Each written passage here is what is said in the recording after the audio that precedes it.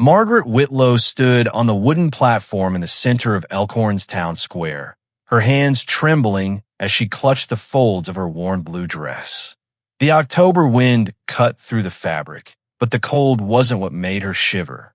It was the silence. The terrible, stretching silence as every man in the crowd looked right through her like she wasn't even there. Going once for Miss Margaret Whitlow, the auctioneer called out, his voice echoing off the storefronts. 24 years old, can read and write, good with household duties. His words felt like nails being hammered into her coffin. She was the last bride left on the platform. The very last one. Every other woman had been chosen, claimed, wanted, but not her. The crowd shuffled their feet in the dirt. Someone coughed. A horse snorted and stamped impatiently. Margaret kept her chin up, even though her cheeks burned with shame. She'd known this might happen. The other girls were younger, prettier, came from families without debt hanging over their heads like storm clouds. But she hoped, God, how she'd hoped that someone, anyone, would see past her father's gambling debts and her own stubborn pride. Do I hear $15? The auctioneer tried again, desperation creeping into his voice. Surely someone needs a wife who can cook and clean and manage a household. The men in the crowd looked at their boots, at the sky, anywhere but at her. Margaret felt smaller with each passing second, like she was disappearing right there on the platform. Old Mrs. Patterson whispered loud enough for half the square to hear. Poor thing. Should have accepted Charlie Henderson's offer last year before her father lost the farm. Another voice joined in. Too proud for her own good, that one. Thinks she's better than honest work. Margaret's face burned hotter, but she kept her shoulders straight. She wouldn't give them the satisfaction of seeing her crumble. The auctioneer cleared his throat, going twice for Miss Margaret Whitlow. His hammer hung in the air, ready to fall, ready to declare her unwanted, unclaimed, a failure even at this last desperate chance. Margaret closed her eyes and tried to prepare herself for the walk of shame off the platform and back to. She had nowhere to go. No family left, no money, no prospects. This auction had been her final hope. That's when she heard it. A voice from the back of the crowd, rough and low but somehow gentle. Mine. Margaret's eyes snapped open. The crowd turned as one, next craning to see who had spoken. From the shadows near the blacksmith shop, a man stepped forward. He was tall and lean, wearing a worn leather coat and a black hat pulled low over his face. But even from a distance, Margaret could see the scars. Pale lines that ran down the left side of his face like lightning had struck him and left its mark. He walked with a slight limp, his right arm held stiff against his side. The crowd parted before him, some stepping back with wide eyes. Margaret had seen him around town before, always keeping to himself, always watching from the edges. The broken cowboy, people called him. The one who came back from the war different, damaged. That you, Easton? The auctioneer called out, squinting in the afternoon sun. You saying you want to bid on Miss Whitlow? The scar man reached the front of the platform and looked up at Margaret. For a moment, their eyes met, and she saw something there that took her breath away. Not pity, not desperation like she expected. Kindness. Real, honest kindness, mixed with something that looked almost like recognition, like he'd been waiting for this moment. Elijah Easton, he said, his voice carrying clearly now. And I'm not bidding, I'm buying. He reached into his coat and pulled out a leather pouch that clinked heavily as he set it on the auctioneer's table. Count it. The auctioneer's eyebrows shot up as he opened the pouch. His hands moved quickly through the contents, and his eyes grew wider with each count. Mr. Easton, this is $50. The asking price is only $15. I know what I'm paying, Elijah said simply. He never took his eyes off Margaret. Some things are worth more than their asking price. A murmur ran through the crowd. $50 was more money than most of these men saw in 3 months. It was enough to buy a good horse, or seed for a whole season, or supplies to last through winter. And he was spending it on her, on Margaret Whitlow, the girl nobody else wanted. The auctioneer stammered, Well then, a sold Miss Margaret Whitlow to Mr. Elijah Easton. The hammer fell with a sharp crack that seemed to echo forever. Margaret stood frozen on the platform, her heart hammering against her ribs. This wasn't how she'd imagined it would happen. She'd expected to be chosen by some farmer looking for help with his children or a merchant needing someone to tend his store. She'd never expected this quiet, scarred man who looked at her like she was something precious instead of something discarded. Elijah climbed the steps to the platform, moving carefully on his bad leg. Up close, Margaret could see that the scars weren't just on his face, but disappeared under his collar, probably covering more of him than showed. His right hand hung awkwardly at his side, the fingers slightly curled. But his left hand, when he offered it to her, was steady and warm. "Miss Whitlow," he said quietly, so only she could hear, "I know this isn't what you wanted. Nobody dreams of ending up on an auction block. But I promise you this, you'll never be unwanted again. Not as long as I'm breathing." Margaret stared at him, this stranger who just paid a fortune for her when no one else would offer $15. There was something in his voice, something solid and sure that made her want to believe him. She took his offered hand and felt the calluses from hard work, the strength that remained despite his injuries. As they walked down the platform steps together, the crowd began to scatter. Some folks nodded respectfully to Elijah. Others whispered behind their hands about the strange match. Margaret caught Mrs. Patterson's voice again. "Well, I suppose they deserve each other. The proud spinster and the broken soldier." But Margaret found she didn't care what they said anymore. Because for the first time in months, since her father died and left her with nothing but debts and shame, someone had chosen her. Someone had looked at her and said, "Mine," like it meant something. Like she meant something.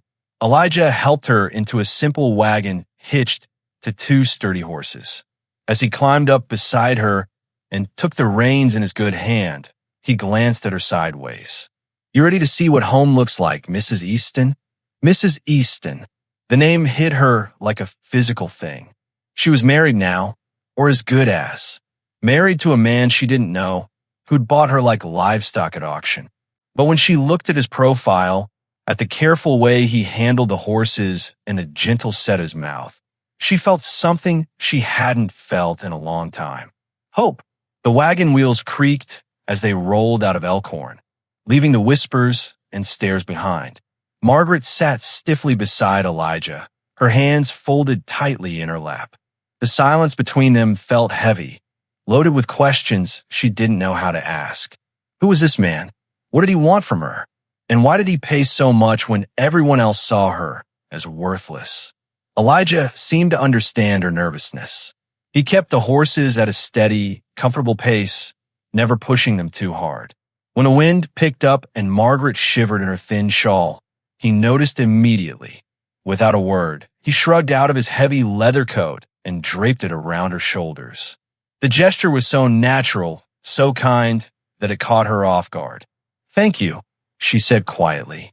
It was the first word either of them had spoken since leaving town.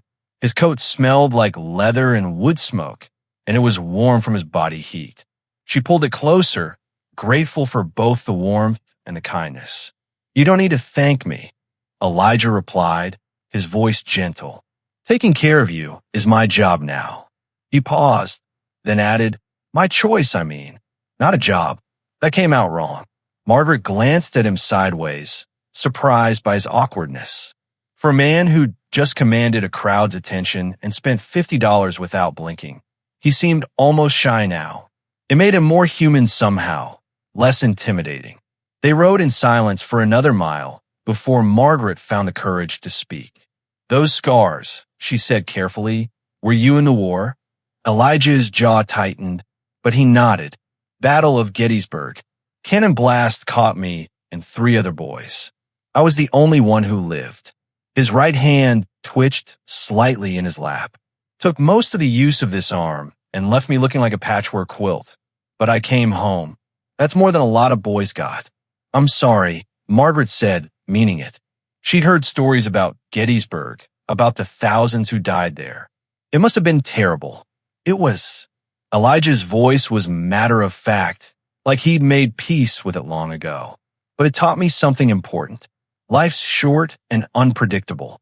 When you see something worth having, something worth protecting, you don't wait for a perfect moment. You act. Margaret felt her cheeks warm. Was he talking about her? Is that why you at the auction, I mean? Partly. Elijah guided the horses around a bend in the road, where tall pine trees cast long shadows. Truth is, Miss Whitlow, I've been watching you for months. Not in a strange way, he added quickly, seeing her expression. Just noticing you. Noticing me? Margaret's heart began to beat faster. What do you mean? Elijah was quiet for a moment, like he was choosing his words carefully. I've seen you at the bakery, working before dawn to help Mrs. Miller with the bread. Seen you taking and washing and mending for half the town. Watch you walk to church every Sunday with your head held high, even when folks whispered about your father's debts. He looked at her directly now, his brown eyes serious. You never complained, never begged, never gave up your dignity, not even when things got desperate. Margaret stared at him, stunned. She thought no one noticed her struggles, her small acts of survival. She'd felt invisible, forgotten by everyone in town. But this quiet man had seen her, really seen her. Why didn't you ever speak to me? She asked. If you've been watching for months? Elijah's scarred face flushed slightly. Look at me, Miss Whitlow. Really look. He gestured his face, his stiff arm. I'm not much to look at. War left me broken in more ways than one.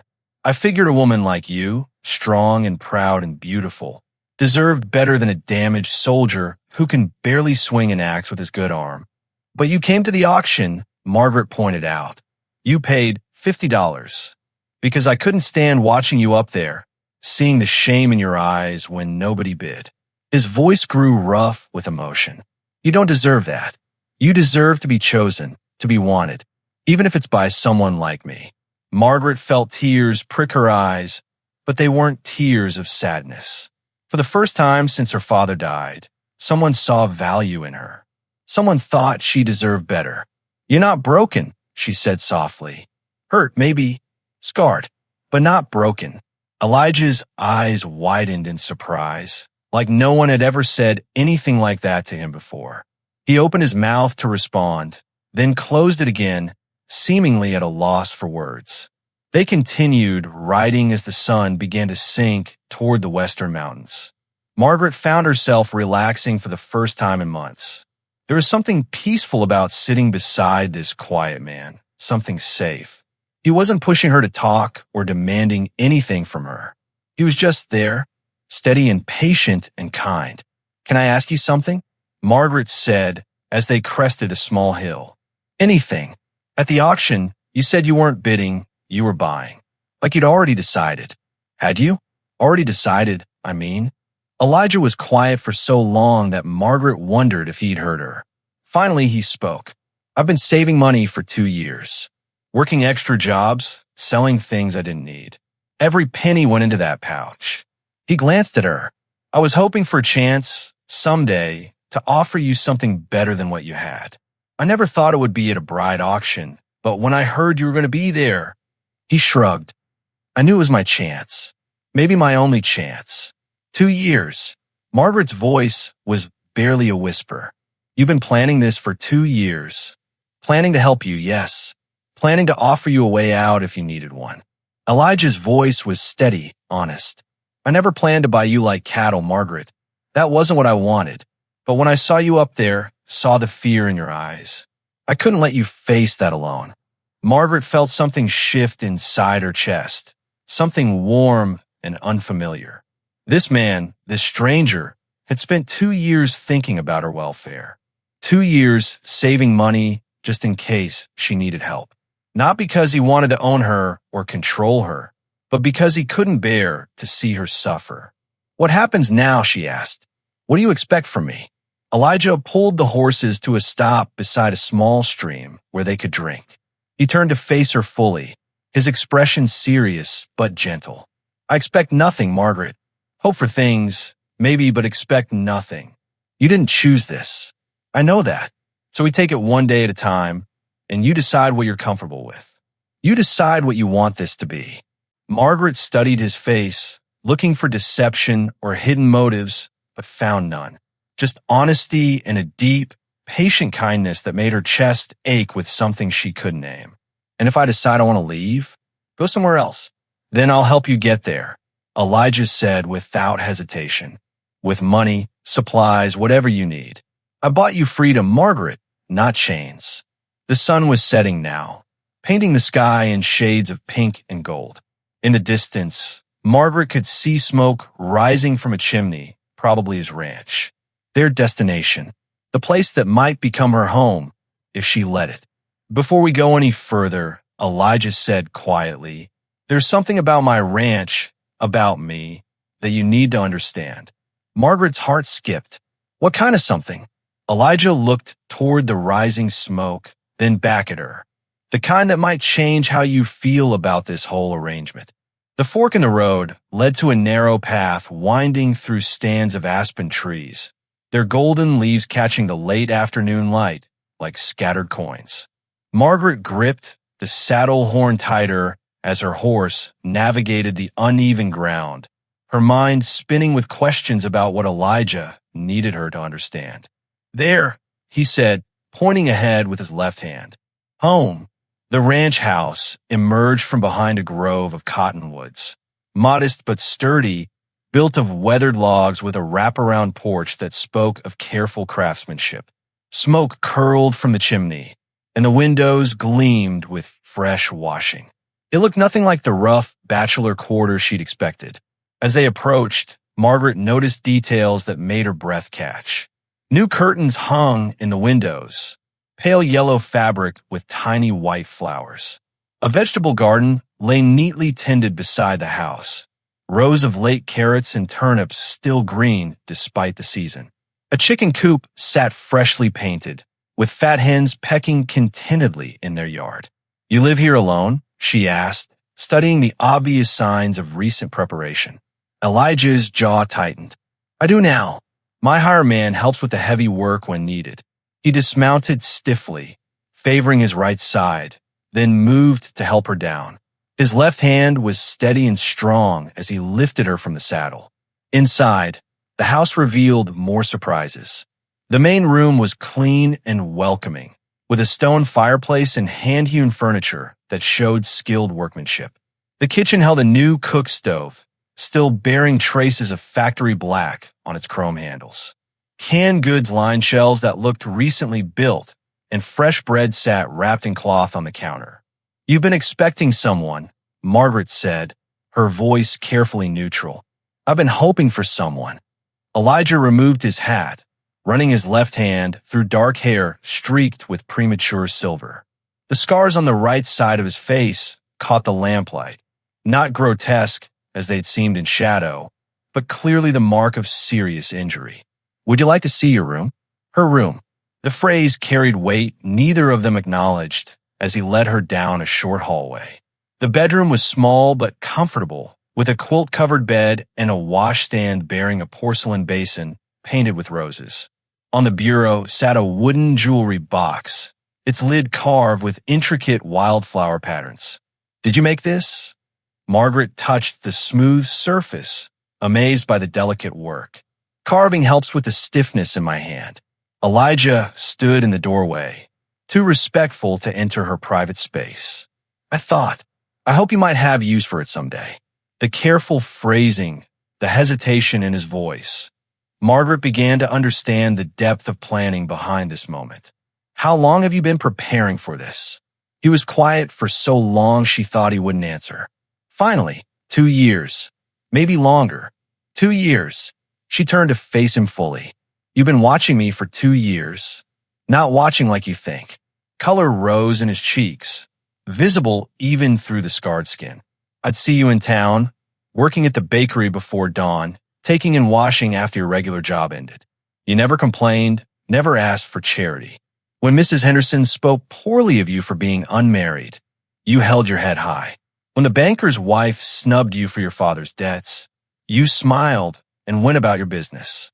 Margaret sank onto the bed's edge, overwhelmed. You saw all that, I saw a woman with more dignity and strength than anyone gave her credit for. Elijah's voice grew rough with emotion. I saw someone who deserved better than what life had given her. And I thought, I hoped. He stopped, shaking his head. What did you hope? That maybe I could give you better. That maybe someone like me, broken as I am, might still offer you something worth having. The word broken hung between them like a challenge. Margaret studied his face, seeing past the scars to the gentle eyes, the careful way he held himself to minimize his limitations, the obvious effort he'd put into making this place welcoming for her. Tell me about the war, she said quietly. Elijah's left hand moved unconsciously toward his right shoulder. Gettysburg. Cannonball took out 3 men in my unit. I was lucky to keep the arm at all, though it's not good for much now. Shrapnel marked my face, but the doctors said it could have been worse. How much worse? Could have died. His attempt at lightness fell flat. Instead, I came home to find my parents gone from fever, the ranch barely holding together. Took me 5 years to get it profitable again, working with one good arm and pride too stubborn to ask for help. Margaret stood and walked to him, stopping just close enough to smell the scent of leather and wood smoke that clung to his clothes. Show me. Show you what? Your arm. Your injuries. If we're to be married, I should know what we're dealing with. Elijah's eyes widened with surprise, but he began unbuttoning his shirt with careful, one-handed movements. Margaret waited patiently as he struggled with the fabric, resisting the urge to help until he clearly needed it. Finally, he stood before her with his shirt hanging open. The damage was extensive but old, long-healed scars across his right shoulder and chest where metal had torn through muscle and bone. His right arm hung at an awkward angle, the shoulder clearly reconstructed but limited in its range of motion. Does it hurt? Margaret asked, studying the evidence of his survival. Some days more than others. Cold weather's the worst. He began to button his shirt again, the task slow and frustrating. I can work? Don't think I can't. I've learned to do most everything left-handed, but I wanted you to know what kind of man you're tied to. Without asking permission, Margaret stepped closer and helped with the small buttons his fingers couldn't manage. The intimacy of the gesture, her hands at his throat, his quiet breathing, the warmth between them, made them both still. What kind of man am I tied to? She asked softly, not looking up from her task. A broken one. No. She finished the last button and met his eyes. A man who survived. A man who rebuilt his life from nothing. A man who spent 2 years preparing a home for a woman he barely knew, hoping she might find it worth staying for. Something shifted in Elijah's expression, surprise giving way to wonder, then to something deeper. Margaret, I need you to understand, I didn't bid on you out of pity or convenience. I've been half in love with you for months, watching you from across the street, wondering if I'd ever find the courage to speak to you. Half in love. Maybe more than half. His left hand rose tentatively toward her face, then dropped. But I know this isn't how you wanted things. I know being sold at auction like cattle isn't any woman's dream. If you want to think of this as a business arrangement, I'll understand. I'll ask nothing from you except what? Don't leave without giving us a chance. Give me time to prove I can make you happy here. Margaret looked around the carefully prepared room, at the jewelry box carved with patient love, at the man who'd spent 2 years hoping for this moment. The practical part of her mind noted the security he offered, a home, protection, stability. But something else stirred her chest, something warmer and more dangerous. I'll stay, she said, but not as your charity case or your purchase bride. If I'm going to be here, I want to be your partner. I want to help with the ranch, to build something together. Relief flooded Elijah's features. You'll really stay? I'll stay. Margaret smiled, surprising herself with how much she meant it. Now show me the rest of my new home. As evening fell, they sat before the fireplace, sharing a simple dinner of bread, cheese, and preserved meat. Margaret watched Elijah navigate the meal with practiced efficiency, cutting everything with his left hand, using his right only when absolutely necessary. She found herself noticing not his limitations, but his adaptations. The way he'd learned to work around his injuries, the quiet determination that had rebuilt his life. "What happens now?" she asked as they finished eating. "Now you rest. Tomorrow I'll show you the ranch properly, introduce you to the work if you're still interested in helping." Elijah stood, gathering their plates with his good arm. "Margaret, yes. Thank you for staying, for giving this a chance." He paused, studying her face in the firelight. "I know I'm not much to look at, but I promise you, I'll spend every day proving you made the right choice, if you'll let me." Long after he'd said goodnight and retreated to his own room, Margaret lay awake thinking about those words. Through the thin walls, she could hear him moving quietly about, then settling into bed. Later, much later, she heard something else, the low murmur of his voice, though she couldn't make out words. Curious, she crept to her window and peered out toward the barn. Moonlight illuminated Elijah, standing beside the fence, his left hand resting on his horse's neck, speaking in the gentle tones men used with animals they trusted. "I know I'm not much to look at, old friend." His voice carried clearly in the still night air, but she stayed. She actually stayed. He stroked the horse's mane with tender familiarity. "Maybe I can do this. Maybe I can make her happy here. God knows I'll try." Margaret pressed her face against the cool glass, her heart doing something strange and fluttery in her chest. This man, scarred, broken, but determined to heal, had spent 2 years preparing for her, had loved her from a distance, respected her too much to approach her directly, then found the courage to claim her when she needed claiming most. As she watched him return to the house, moving carefully in the darkness, Margaret realized something had changed. The fear and uncertainty of the auction, the awkwardness of the journey, the overwhelming nature of his revelations, all of it was settling into something else, something that felt surprisingly like hope. Tomorrow she would learn about cattle and chickens and the 100 tasks that kept a ranch running. She would begin to understand what partnership with this gentle, damaged man might look like. But tonight, for the first time in longer than she could remember, Margaret Whitlow felt genuinely wanted, not as a last resort or a burden to be borne, but as a woman worth 2 years of patient hoping, worth a house prepared with love, worth a man's most careful dreams. The realization should have frightened her. Instead, as she settled back into the soft bed with its hand-sewn quilt, Margaret found herself smiling in the darkness. Tomorrow would bring new challenges, new discoveries about the man she'd promised to build a life with. But tonight, she was exactly where she belonged. Morning came with the scent of coffee and frying bacon. Margaret found Elijah at the stove, managing the skillets with practiced, one-handed efficiency. Already been up for hours. She could tell by the way his hair was damp from washing and his boots were muddy from morning chores. "You didn't have to cook," she said, tying an apron around her waist. "Wanted to." He glanced at her sideways, almost shy. "Besides, wasn't sure what you like for breakfast." Margaret stepped beside him, close enough to smell soap and leather. "I like whatever keeps us working together." She took the spatula from his hand, their fingers brushing. "You handle coffee. I'll finish this." The simple domestic moment felt surprisingly natural. Within minutes, they'd found a rhythm, Margaret plating food while Elijah poured coffee, both moving around the small kitchen without awkwardness. After breakfast, Elijah showed her the ranch properly. The spread was larger than she'd realized, with good grazing land stretching toward distant hills. His cattle were healthy, his horses well-trained. Everything spoke of careful management despite his physical limitations.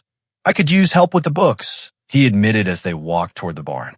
"Numbers were never my strength, and writing with my left hand."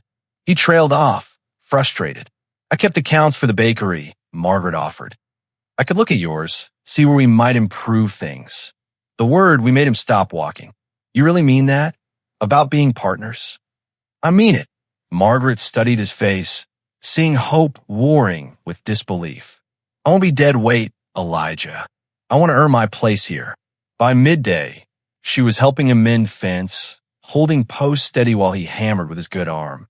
The work was harder than anything she'd done, but satisfying in a way that surprised her. When Elijah paused to remove his jacket, muscles moving beneath his shirt, Margaret found herself watching with appreciation rather than pity. "We should go to town for supplies," he said during their lunch break. "Let folks see us together. Make it official." The ride to Elkhorn felt different this time. Margaret sat straighter in her saddle, no longer the desperate woman from the auction, but Elijah's chosen partner. Still, she noticed the stairs as they hitched their horses outside the general store. Inside, Mrs. Peterson's smile was brittle. "Well, Margaret, how are you settling in?" "Very well, thank you." Margaret's voice carried new confidence. "Elijah's been showing me the ranch operations. We're planning some improvements." "How nice." The woman's tone suggested otherwise. "And how long do you think this arrangement will last?" Before Margaret could respond, Tom Bradley pushed through the door, the loud rancher who'd questioned their union yesterday. "Easton, heard you got yourself a wife." His gaze raked over Margaret dismissively. "Of course, we all know how that came about." Margaret felt Elijah tense beside her, saw his left hand clench. But before he could speak, she stepped forward. "Yes, Mr. Bradley. I married a man who's built something worth having through honest work and determination. A man who treats me with respect and kindness." Her voice carried clearly through the store. "I'd say I made an excellent choice." Bradley's face reddened. "Well, I suppose we'll see how long your gratitude lasts." "It's not gratitude," Margaret said firmly. "It's recognition. Elijah is worth 10 of the men who stood by watching at that auction, too cowardly to step forward themselves." The store fell silent. Mrs. Peterson's mouth hung open. Tom Bradley looked like he'd been slapped. Elijah moved to Margaret's side, his presence warm and solid. "My wife has excellent judgment," he said quietly. "Always has."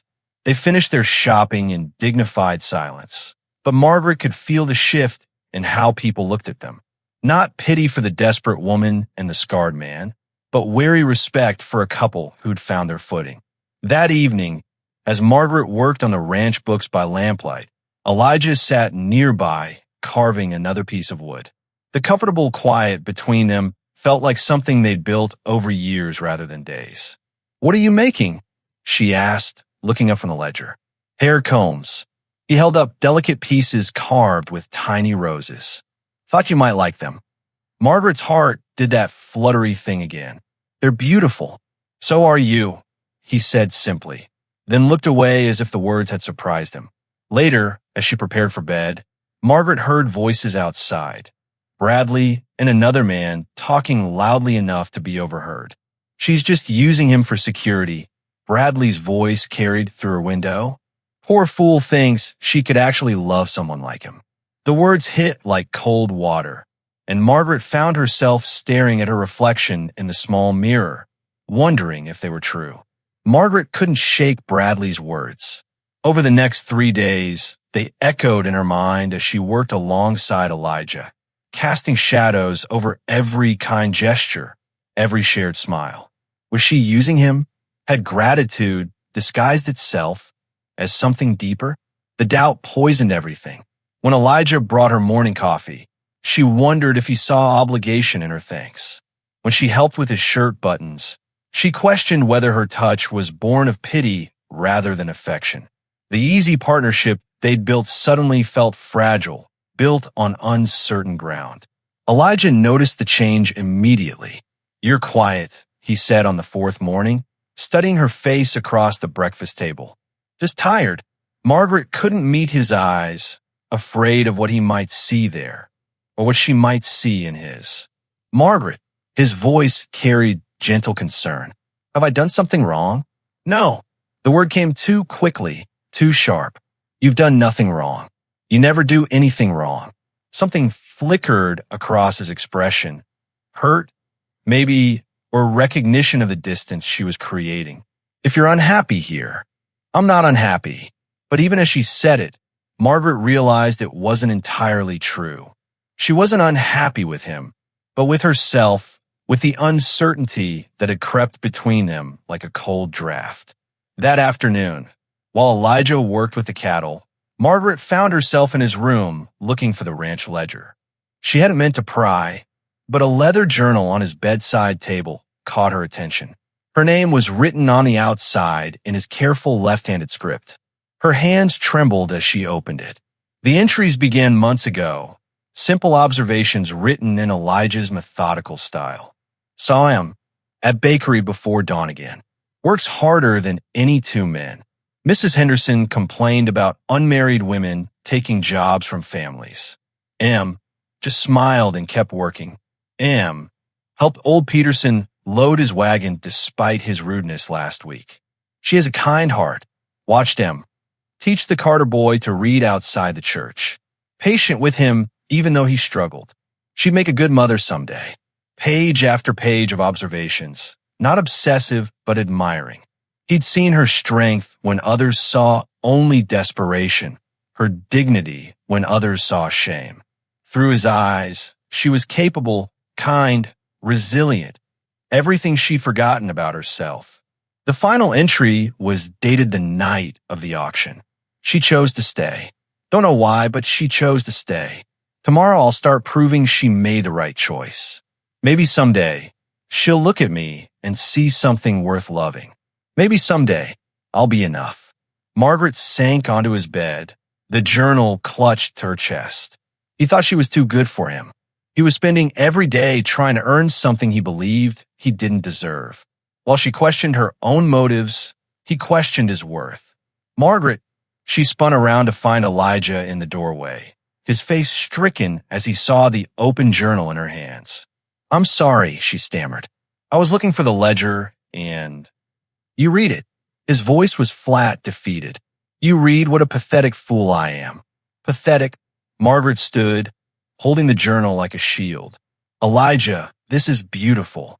These words about me are the desperate scribblings of a man who knows he'll never be good enough." He stepped into the room, his face rigid with shame. "You weren't supposed to see that. You weren't supposed to know how much I—" He stopped, shaking his head. "How much you what? How much I love you." The words came out harsh, angry, not at her, but at himself. "How much I've loved you from the first day I saw you, knowing you could never feel the same about someone like me." Margaret's breath caught. "Someone like you? Broken, scarred. Half a man who had to buy his wife at auction because no woman would choose him freely." The pain in his voice broke something open in Margaret's chest. She crossed to him, placing her hands on his face, forcing him to meet her eyes. "Look at me," she whispered. "Really look at me. I am looking. Then see what I see when I look at you." Her thumbs traced the scars along his jaw. "I see a man who survived a war and rebuilt his life, who spent 2 years preparing a home for a woman he barely knew because he saw something in her worth saving, who carves hair combs by lamplight and speaks gently to horses and makes me feel like I matter." "Margaret, I'm not finished." Her voice grew stronger. "I see a man who could have taken advantage of a desperate woman, but chose to be patient instead, who asked for partnership, not servitude, who makes me laugh and makes me feel safe and makes me want to be better than I was." Elijah's eyes searched her face. "You mean that?" "I love you," Margaret said, the words surprising her with their truth. "Not from gratitude or desperation or security. I love the man who whispers to his horse at midnight about hoping to make me happy. I love the stubborn fool who thinks he's not good enough when he's the best man I've ever known." For a moment, they stood frozen, the words hanging between them like a bridge neither dared cross. Then Elijah's left arm came around her, pulling her close, and Margaret discovered that choosing love felt nothing like settling for security. Outside, a horse approached at a gallop.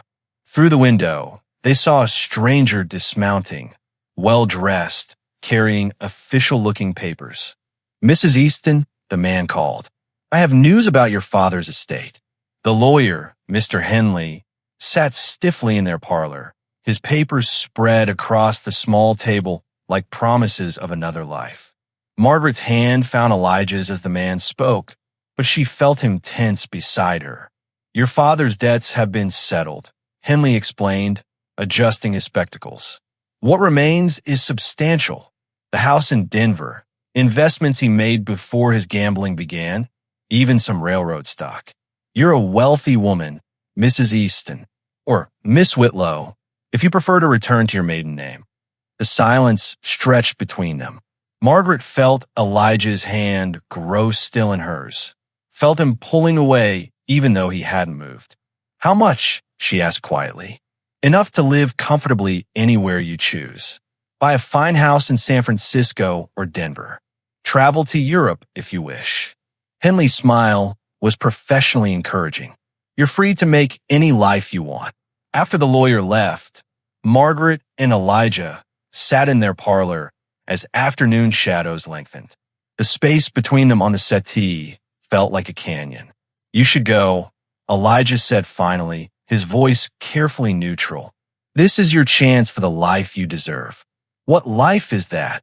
A real one, with choices, with a man who doesn't need you to help him button his shirts or cut his meat. He stood abruptly, moving to the window. You can have silk dresses and servants and what? Loneliness dressed up in fine clothes. Margaret rose, following him. Is that what you think I want? It's what any sensible woman would want. His reflection in the glass looked haggard. You don't have to pretend anymore, Margaret. You don't need me for security. You're right. Margaret's calm voice made him turn. I don't need you for security. I don't need you for shelter or food or protection. She stepped closer, seeing hope and fear war in his expression. I need you because you're the other half of my heart. Margaret, do you think love is just desperation in disguise? That what I feel for you will disappear with a bank account. She reached up to touch his scarred cheek. I could buy a mansion in Denver, but it would be empty without your terrible morning coffee and your patient way of teaching me ranch work and your gentle hands carving gifts by lamplight. You could have everything. I have everything. Margaret smiled, feeling the truth of it settle deep in her bones. I have a partner who sees my strength instead of my failures. I have work that matters and a home we're building together. I have a man who loves me enough to let me go if that's what would make me happy. Elijah searched her face. You're really choosing this? Choosing me. I'm choosing us. Margaret kissed him softly, tasting hope and wonder. But I want to use some of the money to expand the ranch. Maybe buy breeding stock. Hire more help so you're not working yourself to exhaustion. Partners, he murmured against her lips. Partners. 6 months later, Margaret stood in their expanded kitchen, kneading bread while Elijah repaired tack at the table beside her. The money had bought them improvements, a larger house, better equipment, hired hands to help with heavy work, but the heart of their life remained the same. Mrs. Peterson stopped by yesterday, Margaret said, shaping the dough into loaves. Asked if I consider teaching her granddaughter to read. Seems word's gotten around about my work with the Carter boy. You thinking about it? I'm thinking I'd like to start a proper school. Nothing fancy, just basic reading and arithmetic for the children who can't get to town regular. She glanced at him. What do you think? I think you make a fine teacher. Elijah set down his tools, studying her with the same wonder he'd worn since their wedding day. I think this community's lucky to have you. We're all lucky, Margaret said, meaning it completely. That afternoon, they rode into Elkhorn together, no longer the desperate woman and the scarred man, but the prosperous couple who'd proven love could grow from the most unlikely soil. Even Tom Bradley tipped his hat respectfully, having learned to keep his opinions to himself. Passing the old auction platform, now just a pile of weathered boards waiting to be hauled away, Margaret squeezed Elijah's hand. Best thing that ever happened to me was being the last one left, she said, echoing words she'd spoken before, but meaning them more deeply now. Best thing that happened to me, Elijah replied, his voice rich with contentment, was finding the courage to whisper mine. They rode home together through golden afternoon light, equals and partners, having built a love that began with a whisper and grew into a lifetime promise. Behind them, the auction platform disappeared into memory, but ahead lay years of shared work, shared dreams, and the quiet joy of hearts that had found their home.